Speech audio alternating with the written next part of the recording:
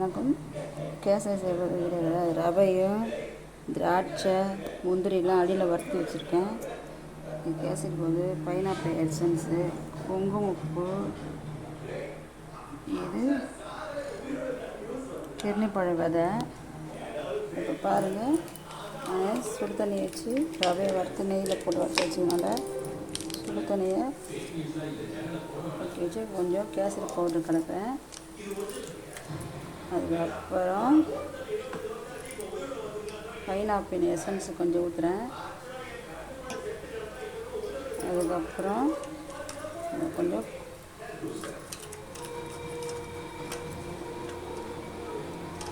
பாருங்கள், நல்லா கொதிக்குது. அதுக்கப்புறம் கொஞ்சம் குங்குமப்பூ போட்டேன். தண்ணி கொதிச்சோன்னு நான்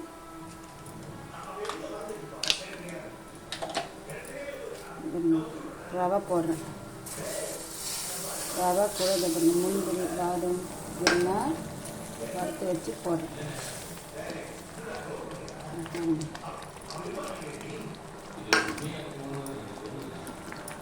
அதுக்கப்புறம் கிர்ணிப்பழ விதைகளை போடுறேன்.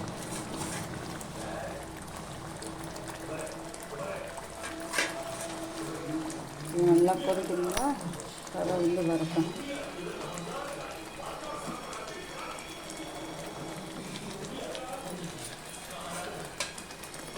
ஏலக்காத்தூள் எதுவும் போட்டு தண்ணியில் கொதிக்க வைக்கும்போது ஏலக்காத்தூளை போட்டு வச்சிட்டேன்.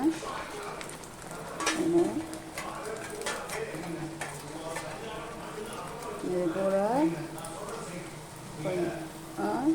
அதான் முந்திரி, திராட்சை, பாதம் இதெல்லாம் போடுங்க.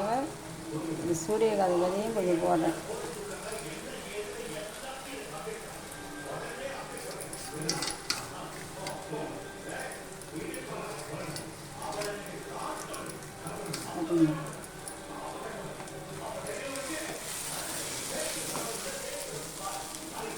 நான் மட்டும் இதை எடுத்து செய்யறதுனால எனக்கு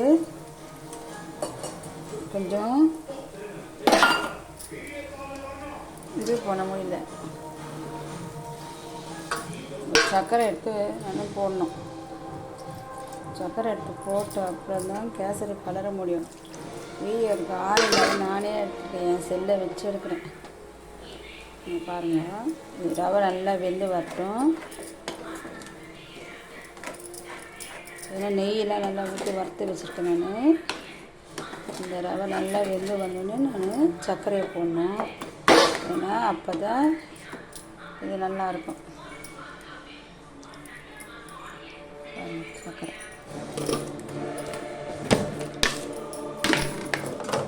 சர்க்கரை இதை எடுத்துன்னு வரேன்.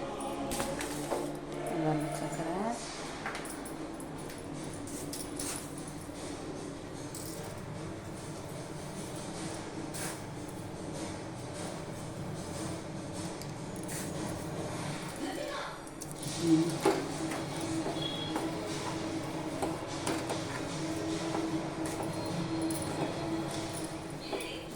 கேசரியை செஞ்சுருக்கேன். கலரி விட்டுட்டு சர்க்கரை போட்டு கலரி போட்டு செஞ்சு விட்டுதான் உங்களுக்கு லஞ்சில் அந்த கேசரி வச்சவங்களுக்கு வீடியோ காட்டு பாருங்கள். உங்களுக்கு கதை தெரியும்.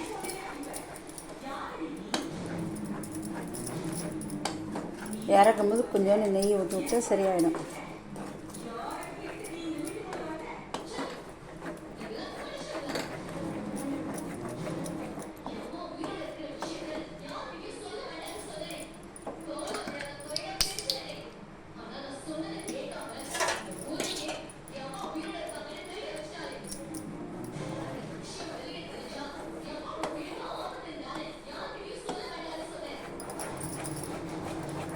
அவ்வளோதான், இது கட்டி ஆகிடுச்சுன்னா கேசரி ரெடி.